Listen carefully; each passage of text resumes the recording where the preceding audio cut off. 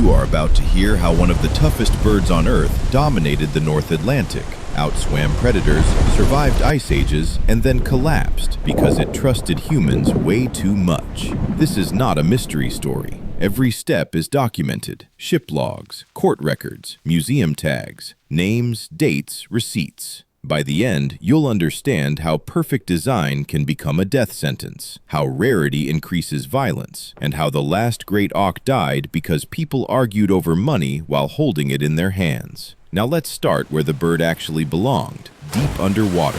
The Great Auk lived across the North Atlantic, from Newfoundland to Iceland, Greenland, and the British Isles. Picture a bird the size of a bowling pin with flippers instead of wings. It could not fly at all.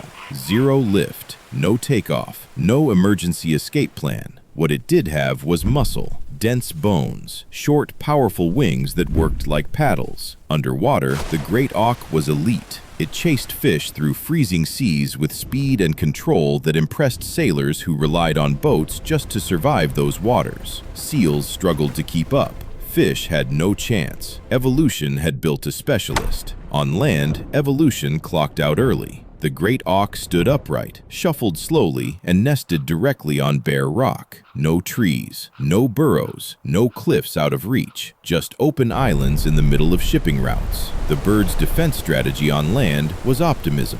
That optimism worked fine until humans showed up. By the early 1500s, European sailors discovered Great Auk colonies while crossing the Atlantic.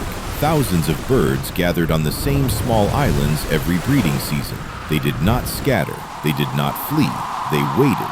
So humans did what humans often do when food stands still. Records describe sailors herding Great Auks up planks and straight onto ships. No nets required. The birds were clubbed, killed, and stacked like barrels. They were boiled for oil, eaten for meat. Their feathers were stripped to stuff pillows and mattresses. Entire crews were supplied by one island visit. This went on for centuries. The Great Auk did not adapt. It did not relocate. It returned to the same breeding sites year after year because that had always worked. Nature had never trained it for organized industrial killing. By the 1700s, the population collapse was obvious. Colonies vanished across Europe. North America followed. Governments noticed only after the bird was already failing. Laws were passed banning hunting during breeding seasons. Enforcement barely existed. Remote islands were not exactly policed by conservation officers. At this point, things got worse. In the early 1800s, the Great Auk became rare enough to become valuable. Museums wanted specimens. Collectors wanted skins and eggs. Scientists wanted proof of ownership over extinction in progress. The bird stopped being food and started being a trophy.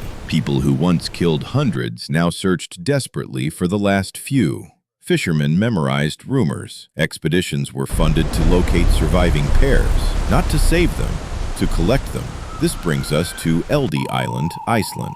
By 1844, Eldey was one of the last confirmed breeding sites. Only a few birds remained. On June 3rd, 3 fishermen landed on the island. They found a single breeding pair. The birds did not run. The men grabbed them. During the struggle, the Great Auks were strangled. Their egg fell and shattered on the rock. The fishermen were reportedly arguing about who owned the birds while killing them. That argument erased the species. Those were the last confirmed Great Auks ever seen alive. We know this because the evidence is airtight. Ship logs describe the hunts. Legal documents show late protection attempts. Museums still display skins with verified origins. Eyewitness accounts recorded the final killing in detail. No myths, no gaps, no mystery predator. So why did the Great Auk fail? It was too specialized, built for swimming, not escape, flightless in a world that suddenly valued speed away from humans. Its breeding strategy relied on concentration instead of concealment, and humans applied sustained commercial pressure with zero restraint. The Great Auk did exactly what evolution shaped it to do.